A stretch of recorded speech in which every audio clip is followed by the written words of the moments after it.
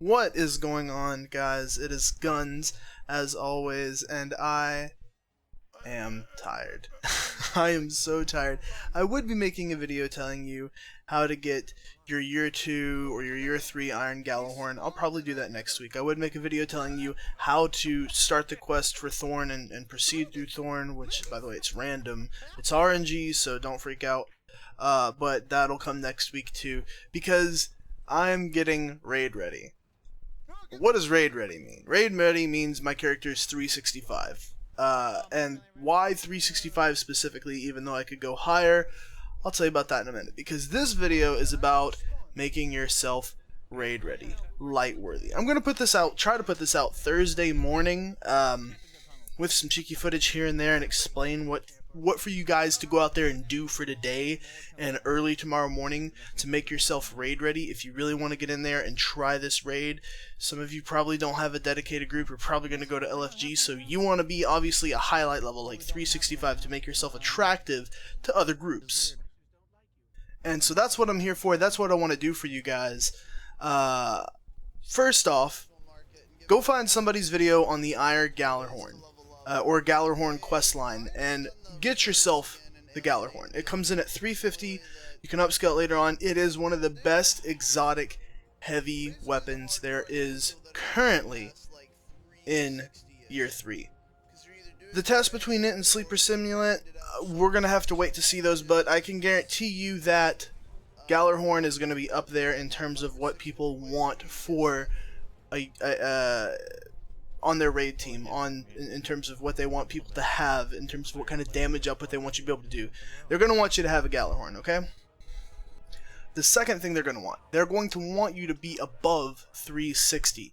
Some people are probably going to want you to be 365 just to have a nice comfy cushion, but you're going to want to be above at least 360. And I'll tell you the reason why 365 is where people are probably going to cut it off as opposed to 360. Even though raid ready is 360, people are going to want 365 because that's the theoretical max light you're supposed to be able to reach, even though you can currently go higher, and we'll talk about that in a minute. So here are the things you can do to make yourself raid ready.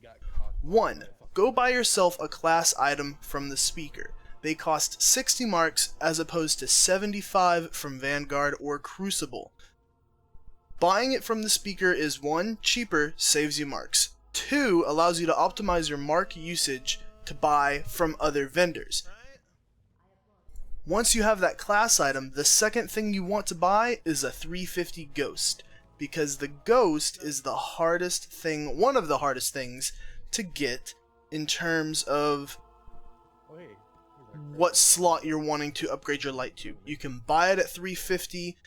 Trust me, it's well worth the marks to do it early on. Don't worry about trying to get an artifact. You'll be given a 350 artifact at the end, or towards the end of the storyline for Rise of Iron. Which brings me to number 3. Do the storyline for Rise of Iron. Do all the quests that Shiro gives you. Do all the quests that Saladin gives you. Do all the quests that Encryptarch lady gives you in the not the tower, but the temple, the Iron Temple. Do all their quests. Shiro has a quest where he will give you class items at 350, but if you can go ahead and buy yourself one early, and I'll tell you why. You want to start doing strikes. Specifically, you want to do Sepiks Perfected at 320 light. Why do you want to do Sepiks Perfected at 320 light? 1. It's one we're all familiar with, it's just themed differently. 2, it's short, okay? Because this is short, we all know the mechanics, we all know how it's gonna go. It's a 5-10 minute strike with a good group, a 15-minute strike, 20-minute strike with a bad group, okay? You can get 3 of these in an hour if you just go. Blues will drop from strikes up to light level 365. Now, not engrams. Blues will drop. That means you pick the item up and you already know what it is. You don't have to go decrypt it. Those blues will drop up to 365. All the way up to light level 350, you're guaranteed an upgrade every single time. Once you hit light level 350, it is a 50-50 chance whether you get an upgrade or not. which is why you want to do Sepiks Perfected, because you can do it at light level 320, and at light level 320 it is giving you light level 350 upgrades. It's giving you light level 350 rewards. So do Sepiks Perfected light level 320. It's easier, it's faster, and it's going to get you upgraded as fast as possible. Now remember, you want to do this after you've done the story, and after you've done the side quests for these guys. There's a few of them that may take you an hour or two, okay? Second thing you want to do. You want to do a patrol mission every single day. The Iron Book says it's a weekly reward. I've been receiving rewards daily on a reset, and it is character specific from what I've noticed. Maybe it's a bug, maybe they'll nerf it, I'm not sure. But I do a public event every single day after every single reset on every single character. And every single time I have gotten 1 legendary engram from doing this public event. This means I have gotten 3 legendary guaranteed engrams every single day. And legendary engrams are almost always an upgrade for you. So we've talked about Sepiks Perfected, we've talked about doing your daily public events on each character. If you have multiple characters, trust me, for those of you people that have multiple characters, this will benefit you more than anybody else. Do this on a daily basis. The last thing we want to talk about is doing Omnigul. Now, currently, farming methods for Omnigul have stayed the same, except they're a little bit harder currently. Go find a guide on how to farm Omnigul from the April update with the Taken King. People use things like the Stalker's Bow. They would hook her to the ground, and they'd use 2 Nighthawks, 2 hunters with Celestial Nighthawk golden guns to pretty much take her down to like a third or less than that, and then they would DPS her the rest of the way very quickly.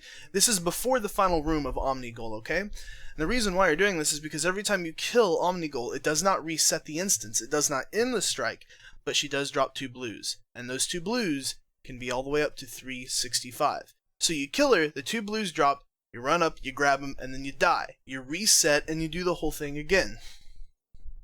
Now, like I said, I'm not going to give an in-depth guide on how to do this. There are plenty of those out there. That's not what this is for. But you need to know that's an option, and it's a very, very quick option if you can find a group with the right composition. And that's the biggest key thing, is that people are going to care about the composition of your group. Hunters that have Celestial Nighthawk or have Tether, you've got a better chance than anybody else. It is Arcburn. Wizards with their Electric Boogaloo have been getting in for this fairly easily because they can just melt her because of the Arcburn currently. Some people have been taking Titans with Bastion of Light. Like I said, there's ton of different combinations. So YouTube it, figure it out. It is definitely worth checking out because it is definitely the fastest way to increase your light level. Now, some few tips and tricks in terms of increasing your light level. When you're decrypting things, always decrypt it, look at the light level. If it's higher, automatically put it on before you decrypt anything else. So let's say you had 100 blue engrams, okay? And you decrypted 1, and it's a higher light level. You want to put that on immediately because it has the potential to raise your total light level, which means the average at which the next engrams will decrypt for you will be higher than it was before. If you're at 355 light, the average engram you're going to get will bring you at 355. If you're at 356, it'll bring you to 356, which means you can get some 358s, some 355s. There's a whole formula it uses, but basically you always want to be at your highest light level possible, so always immediately equip something you decrypt from the Imgar Cryptarch if it's a higher light level. Blue engrams themselves, the ones that you pick up that are not already decrypted for you, they will always come out at 340, so they won't go past 340, I should say. So once you're past 340, and you don't need anything else related to 340 light level, you can ignore those unless they turn into legendaries, which they can. That's why getting blue engrams is not useless, because they can still have the potential to turn into legendaries. When you're farming a lot of blue engrams and occasionally getting a few purples, the blues have chance to turn into purples, the purples have chance to turn into exotics, which by the way, exotics can decrypt up to 385. Save your exotics, trust me. So, always be the highest light level you possibly can when decrypting. Save your exotics until Friday morning for multiple reasons, one of which is including Xur. We'll talk about that in just a second. And another thing, faction packages. There are different methods you could take to this, there are different approaches people are going to say work best. But what honestly is going to work best here for you is probably taking the faction package upgrades whenever you can. This is going to be from Vanguard, Crucible, Future War Call, New Monarchy, Dead Orbit, Cryptarch. Cryptarchs aren't all that great, but all the others are pretty great. Take those upgrades whenever you can. And you're going to be given a choice, chroma, weapons, or armors from faction upgrades. Always choose chroma or armor. Or no, I'm sorry, always choose weapons or armor. Do not choose chroma. I haven't chosen chroma. I've not seen anybody talk about choosing chroma. But the obvious choice to me is that you're going to either A, get a piece of chromed armor that's light level 3, or B, get chroma for that specific Vanguard or faction, which you do not want. You want actual... We'll experiment with what chroma is exactly later, after everybody's done the raid and we've got our max light and we're happy with where we're at, okay? So sometime next week. Now, what do you choose between armor and weapons? Look at your armor, look at your weapons. You generally have 3 weapons, 4 pieces of armor, you have a ghost, you have a relic. What you want to do is you want to look at what is your lowest average. Now, weapon packages have a chance to give you a ghost. They have a chance to give you a class item. I've gotten class items and ghosts both out of weapon packages. I've not seen relics come out of weapon packages. I've not seen relics come out of armor packages. Relics are the tricky one of the bunch. Generally, I just get them from decrypting random engrams, and they're able to level me up. But when picking your package, look at what your lowest number is. So let's say you're a 355 Titan, okay? And everything is 355 except for your head slot. Your helmet is a 354. Then you want to choose armor because you could get a 355 helmet, which will increase your overall light level. You always want to try to remove your lowest number when trying to upgrade your overall average, because the lowest number is going to bring the average down more than anything. It's basic math. Now, let's say you're 365. What do? You farm exotics, and you farm faction packages. Faction packages can go up to light level 385. So let's say you're 365. What do you do after now? Don't go do more heroic strikes unless you're farming Vanguard. I'm not sure whether public events and patrols are more profitable for Vanguard rep or whether heroic strikes are. That's up to you to figure out, or somebody that did the math over a couple of hours and the average of how many blah blah blah he got done. Basically, whatever you think is fastest, go with that. Try it each one out for a little bit. But at this point, when you're 365, you are rep farming. You want to get those faction packages to get yourself up to 385. And here, exotics. Exotics can decrypt up to 385, which is why I say save your exotics. Speaking of which, there is a new exotic farm video coming out of that as soon as possible, probably Friday. So once you're 365 your exotics, will start to push you over. Now you can either decide, okay, this is an exotic I want and I'm going to use, and this varies based on class specificity and which type of build you prefer to use. But you can say this is an exotic I want and that I'm going to use, or you can say this is an exotic I'm going to feed into one of my legendaries that I will always wear, as opposed to a useless exotic. That's a decision you have to make on your own. And lastly, Friday morning Xur. Everyone's thinking he's going to have exotics at about 360 light level. I think that's fair. I don't think they're going to be 385 because that's raid material in game right there. I think the exotics he will have will be at light level 360. And it might be possible he has a new weapon. It might be possible he has new armor pieces. It might be possible that he has the lowest slot you're missing. So save your strange coins, and if you have an excess, buy 3 of coins, because there is a new exotic farm coming up. So instead of wasting it on trying to get the average light level of things up, but that is something you could do for immediate satisfaction. Let's say you're 340 and you have 400 to 500 strange coins. You could buy, different pieces of armor. Let's say there's a Titan helmet and a Warlock shoulder piece and a Hunter chest, and they're all 360. You can buy each one of those and have 360 pieces of armor there. That might be a possibility, so save your strange coins or keep farming them. Generally, if you're farming, they'll come naturally as it is. They come from all kinds of stuff, so just keep farming. And lastly, the biggest issue people seem to have is relics. How to get higher light level relics. Well, they do randomly decrypt from engrams, but that doesn't help too much. The best way I have found to get relics is to go to Court of Oryx. Raise your rep with Eris, and then after you've raised your rep with Eris enough, she'll give you a package.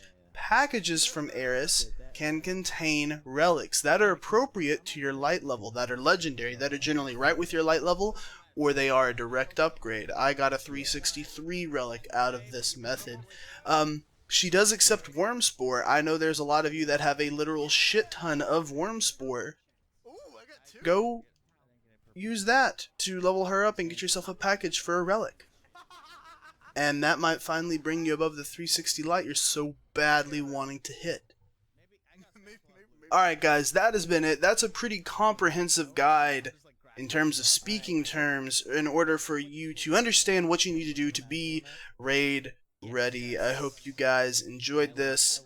But yeah guys, raid is coming 1 p.m. Eastern Standard Time, 10 a.m. PST. I'll be streaming it on twitch.tv/3gunsdown, so if you want to come watch, by all means do so.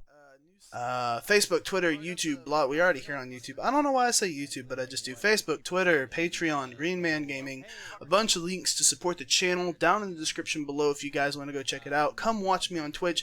Like, subscribe, follow, blah, blah, blah. If you think you have anything better, please tell us in the comments down below. Or if I missed anything, tell us down below. If you dislike the video for any specific reason, also tell me that. And be constructive. Don't be a shit poster. There are many of you. I know you exist. I generally ignore you, but you're constructive people. Thank you. I'm Guns. I'll see you guys later. Have a good one.